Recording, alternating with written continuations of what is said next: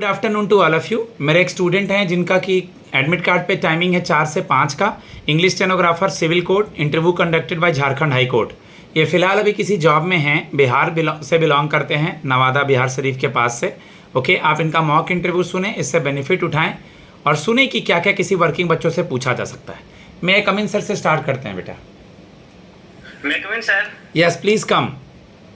Good evening sir. जी very good evening, please have a seat. Thank you sir. Adarsh, आप सबसे पहले मुझे ये बता दें कि अभी आप किस जॉब में कार्यरत हैं? सर मैं अभी वर्तमान समय में एज ए स्टेनोग्राफर इन आयुष्मान भारत में कार्यरत हूँ। ओके, मान लीजिए मैं बोलूं कि एक इंग्लिश स्टेनोग्राफर की क्या क्वालिटी होनी चाहिए, केवल जो आप में है उसका काम क्या है, काम जुड़ाने को नहीं बोल रहा हूं मैं, क्वालिटी क्या है आपके अंदर जिसकी वजह से हम आपको लें और आप ऑलरेडी जॉब में भी हैं, इसका फ़ायदा कैसे उठाएंगे? सर पहली बात, हमें इसलिए ले सकते हैं क्योंकि हमारे पास काम की अनुभव और नेतृत्व करने की क्षमता है।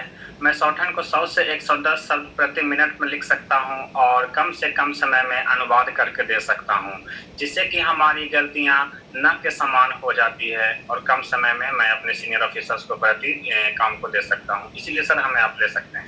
ओके, आप इस जॉब को क्यों छोड़ना चाहते हैं? सर मैं इस जॉब को इसलिए छोड़ना चाहता हूं क्योंकि मैं जब जिस संस्था में जिस योजना में काम कर रहा हूं वो अभी एड हॉक बेसिस पे काम कर रहा हूं और जिस जगह पर मैं जा रहा हूं सर वो रेगुलर बेसिस पे है। इस आधार पे हम इस जॉब को क्विट करना चाह रहे हैं। तो इस जॉब से आपको क्या अपने साथ लेकर के जाएंगे? एसेट्स, संपत्ति, कुछ सीखने को क्या मिला है आपको? सर हम अभी जो जिस जगह पर वर्तमान समय में कार्यरत हूँ और उससे हम अपने नए जगह पर ये लेकर जाएंगे कि जितना भी हम अपने 2 साल का टेन्योर हम पुरानी संस्थाओं में दिए हैं वहाँ एक नया ऊर्जा के साथ मैं काम कर सकूं और जितना भी हम वहाँ से सीखे हैं मैं उस कार्य को बिल्कुल सही और अच्छी ढंग से कर सकूं। ओके, पेन कॉपी है आपके पास? सर ठीक है, मैं बोलूं? Sir Provided that the preceding judge or magistrate may, comma, if he thinks fit,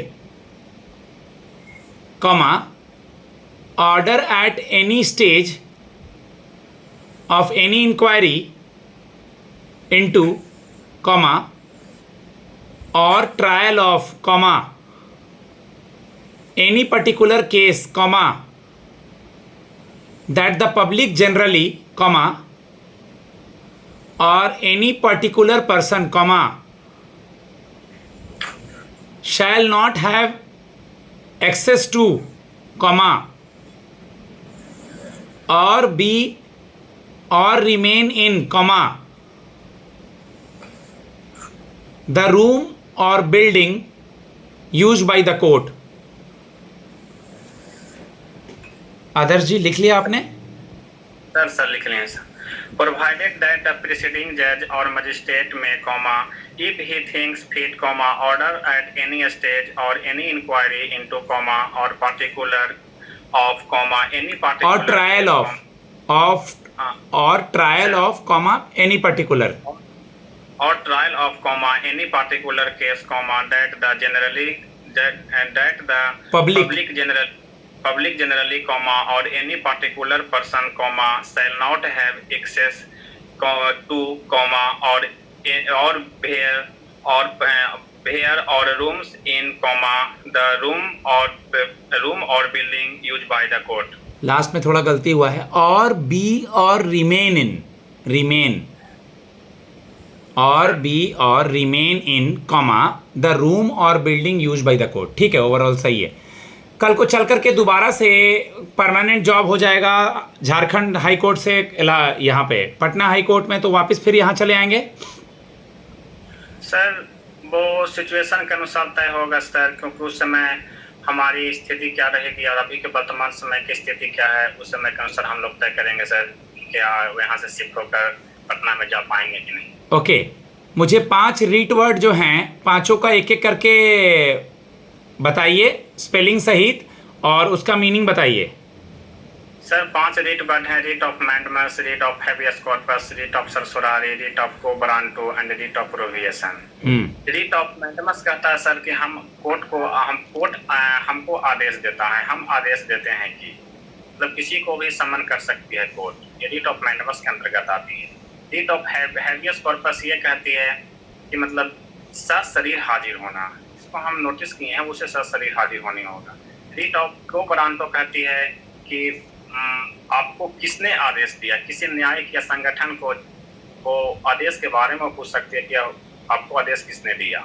REET of सर्सोरारी ये कहती है सर, रीट ऑफ सर्सोरारी ये कहती है कि मतलब लोअर कोर्ट के फैसले को हाई कोर्ट को कैंसिल कर सकती है। ओके, इसमें सर्टिररी की स्पेलिंग बता दीजिए। CERTIORARI। प्रीमा फेसिया का मतलब? प्रथम दृष्टा। सम्मन का मतलब? आदेश। ओके, रिस्पोंडेंट मतलब? रिस्पोंडेंट मतलब होता है उत्तरदाता। पिटिशनर का स्पेलिंग और मतलब? पिटिशनर मतलब होता है याचिकाकर्ता, PETITIONER। Okay, public interest litigation, PIL का मतलब? पब्लिक इंटरेस्ट लिटिगेशन जनहित याचिका एक ऐसी याचिका है जो किसी व्यक्ति या संगठन द्वारा अदालत में जनहित दायर किया जा सके। मेंस रिया मतलब?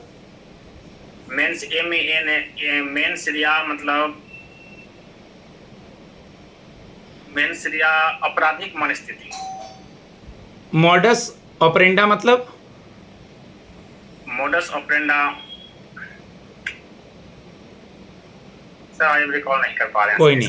कोई नहीं। लोक अदालत सुने हैं? सर जनता की अदालत। एक्स पार्टे मतलब एक तरफा। Okay, एमेकस Curie? अमेरिकन न्यायालय का मित्र। सुमोटो? सियोमोटो स्वतः संज्ञान। हियरिंग? सुनवाई। प्रिसीडिंग? पीठासीन। जजमेंट?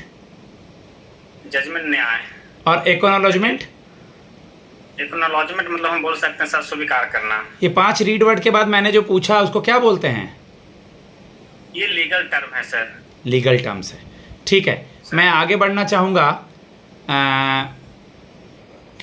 ओके, आपने जो बताया बहुत अच्छा बताया, बहुत भली भांति बताया। अभी आर्टिकल 200 और 201 और 143 न्यूज़ में है, क्या है ये?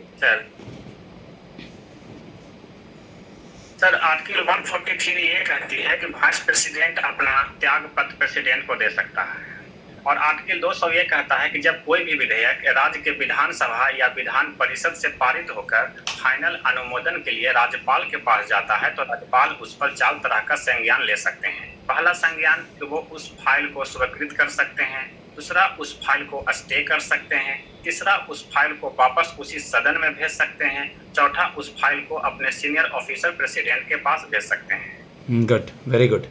सिविल कोर्ट, क्रिमिनल कोर्ट में क्या डिफरेंस होता है?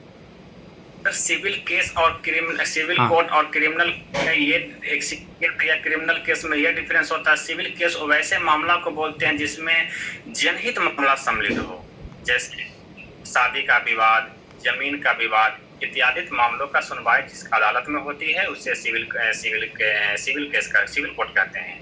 और न्यायालय कोर्ट या न्यायालय केस उस याचिका को बोलते हैं जिसी को मतलब किसी एक इंसान ने अपराध किया और उसका प्रभाव पूरा समाज पे पड़ता है, वैसे केस को हम लोग सिविल केस और उसका निवारण सिविल कोर्ट में किया जाता है, जैसे किडनैपिंग, बलात्कारी, अपहरण इत्यादि चीज।